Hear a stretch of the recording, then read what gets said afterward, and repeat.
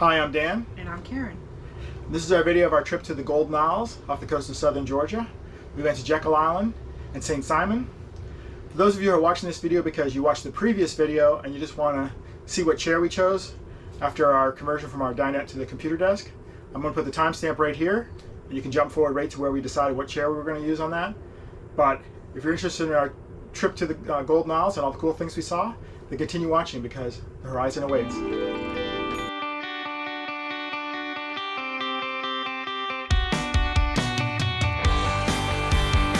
Try to fry green tomatoes.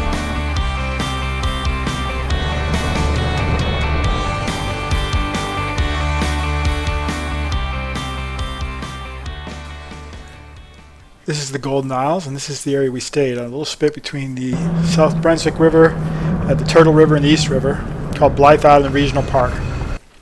This is our campsite with Neo the GeoPro. It was a nice level campsite in the woods. Had a concrete pad, I'm not sure what for. The whole campsite is very nice. It's right on the river here. You can go up there and take a look at the river. They have a fishing pier, they have boat docks, and they even have a hoist to take heavier boats in and out of the water. It's a nice place to go at night and walk along the pier and watch the sunset, which we did.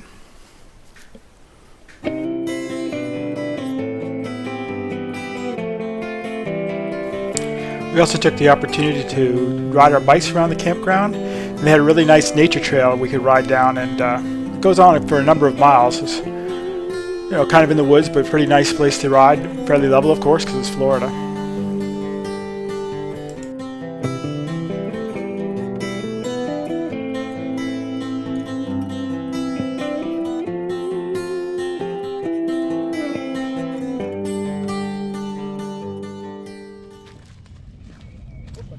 One of the unique things about this park is that it's a lot of wild rabbits, and they've been trained over the years to come right up and take carrots or food out of your hands.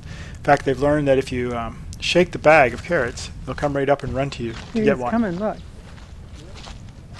Try to go from the side. There you go. So we went to St. Simon's Island. It's a really kind of touristy area. It has an old lighthouse that used to be used for ship navigation. Now it's a museum. You can go up inside of it and take a look around. There's also a museum there about World War II on the home front. The downtown area is right on the waterfront. There's a nice beach you can walk on, and also a parkway on the waterfront where people ride and walk bikes. They have these giant trees that are really unique. The branches come out so low, it supports the branches from falling under their own weight. All around here, there's poles holding up the branches that are really wide. I don't know how old this tree is. It's got to be pretty old. Look at this, how tall the support is here. It's like a telephone pole holding up this branch. The downtown area has a lot of little shops with arts and crafts and souvenirs and antiques. We went through a couple of them. They had a lot of interesting things to look at. I don't remember if we bought anything there, but it certainly is tempting for people who are interested in these kind of period pieces and memorabilia from the area.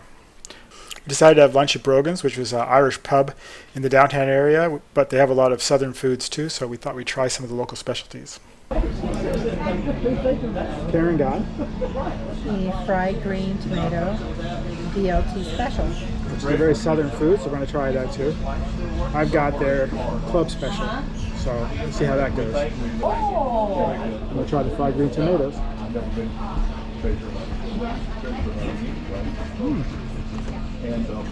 Very nice. Yeah, it's very fried and all tomatoes got breading on it. No, they're not just fried, they're deep fried. We're at Fort Frederick National Monument. Fort Frederick was the strongest fort built in the United States by the British in the colonial period. See what's at the top of those trees? Oranges. It's an orange tree. And a few that are high enough up that nobody can reach them, I guess. There isn't really many buildings left of the fort to tour. It's mostly the foundations are left is all you can really see. But we were there in time to witness all the azaleas in bloom. Certainly it's azalea season.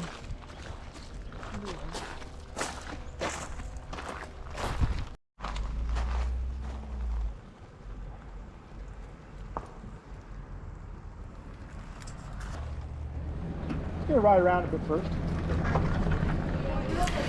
Then we went over to Jekyll Islands and rode our bikes around the whole island, really. The island has a bike path that goes all the way around the island. It's about 25 miles. So this is the downtown area where there's shops and there's the convention center and there's hotels. But the bike path around the whole island was really quite a nice ride.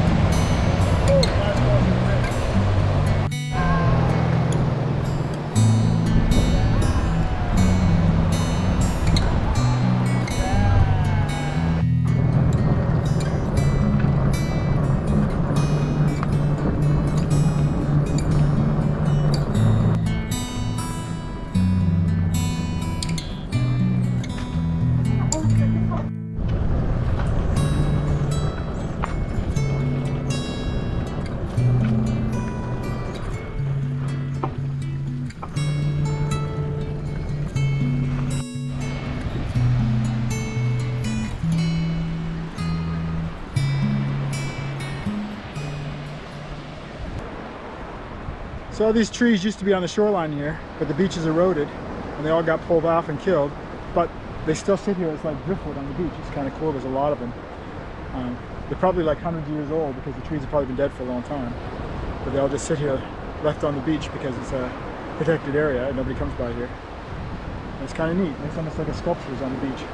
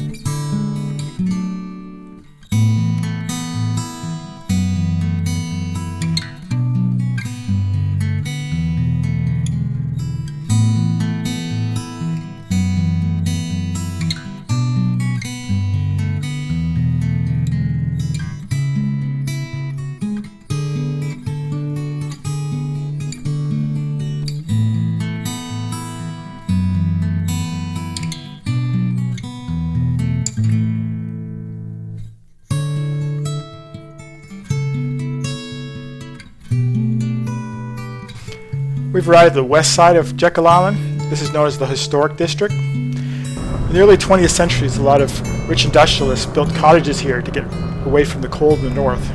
Of course, their cottages, by anybody else's definition, would be mansions.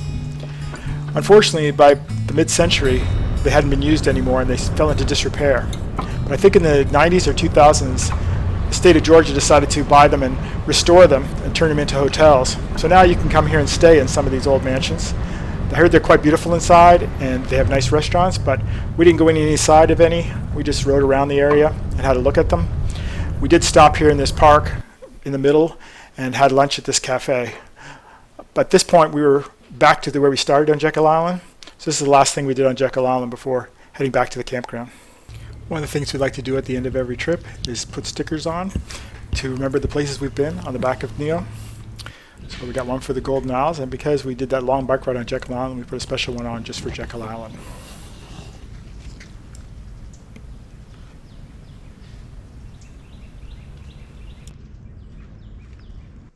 Okay, that's it for our trip to the Golden Isles. I'll be posting more trips that are coming up on this channel. So if you like this video and you want to see more of our travel videos, subscribe to the channel and hit the little bell and you'll be notified when a new video gets posted. Thanks for watching. For those of you who skipped to this part of the video because you're really interested in the chairs we chose for our new computer desk system, this is the chairs that we tried. We have this one computer desk type chair with the back and the one stool. We tried them both on the camping trip and we come to the decision that we like the computer desk type chairs. I'm kind of disappointed because even though these ones are, I hope they would work, they're only about 11 pounds and they tuck right in. I found just having the back support made a big difference when you're sitting for a while. And so it was worth these are maybe 2 or 3 pounds more than those per each, so it's really not that much of a difference. The other thing is we were worried about when you park the chair in, would you be able to work on the table without having the chair in the way? But we found these chairs are so small that really it's not that big of a deal that they're in your way while you're working. It kind of like is out of the way, so it really didn't hurt at all. But the benefits of having the back made a huge difference. So we're gonna get another one. This is my wife, it's purple. I'll be getting a gray one to go next to it, and we're not gonna be using the stools. I thought also, if anyone is interested, I'll show you the other modifications I've done to the camper over the time. They're more minor than the major project ones. Other than the desk and the sink, which are the 2 videos I put in my renovation, some minor ones I've done as well. Is in the bathroom, I took the sink, the tap that used to be on the sink, and put it in the kitchen sink. I mean, it just makes it a little bigger, and we use that because the one that came with it was very small. I also got rid of the soap dispenser here because we really don't use that kind of soap. I also changed the stock shower to the Oxygenics one. There's a lot of people who have done that. It's very common, very simple replacement. You just buy it and put it on, so it's nothing major. Under the cabinet here, this isn't really a renovation, but Forest River puts a little wall here to prevent the supply lines from being exposed and hit by the stuff that you put in here, and it takes like half the cabinet away. So I just took that out. Very simple, and it gives us a lot more storage under here. We just put a basket in so things wouldn't hit up against the lines. So if you don't put anything sharp in there, you should be fine with the lines. Gives you a lot more storage. Another thing I did was I bought these Jensen speakers and replaced the stock speakers. The sound is much better. We noticed when we were watching movies or whatever in here, you could hardly sometimes make out the words unless you turn the volume really loud. Now with these new speakers, it's much clearer. I like them a lot, and it's inexpensive replacement. They almost fit in the holes that are there. You just have to make a couple small new holes. I used 2 of the holes, and the third one, the screw had to go into the roofing material. A very minor thing I did was I took the plastic surround at the back of the inside this front storage area, and I only put it in to cover the holes over there and left it out the back. And I put this shelf on.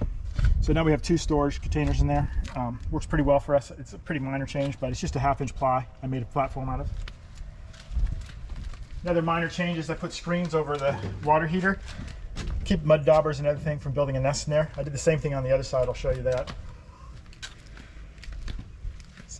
Same thing on the exhaust for the heater. These are just clip-on screens that Amazon sells as a kit. It's available as a kit on Amazon. They keep bugs out of your exhausts of your heaters. And finally, I took also the plastic surround for most of this. It's still covered over the inverter because there's a lot of wires exposed there.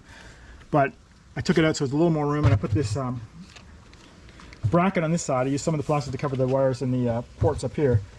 And I put this bracket, I put a couple just hanging hooks on here, and I hang a safety vest for if we break down on the road and I need to board it, and our cable there. I'm thinking about putting another board across here with more hangers, but those are some minor changes I've done. I took a level, it's a 2-way level, and I glued it permanently to the front of the trailer jack here. That way it's quick and easy when I'm raising and lowering the jack or pulling in the trailer to tell whether it's level. It's in the driveway now, so it's not completely level, but that helps us. And finally, I took the lines that came with the stock with the camper and replaced them with stainless steel braid lines, because the ones that came with it I think are kind of weak and they might leak. And then I also added these fittings on that you can tell how much gas is left in your tanks. Just to look without having to guess how much the gas is like. I can just look at the dial. You have to turn it on first, and then it'll tell you how much it is. So see, this one says it's almost full. I turn it on. And same with this one, is completely full. I haven't used this tag yet. So it's just nice and how much gas you have left in your tanks without having to guess on it. Those are minor, inexpensive gauges.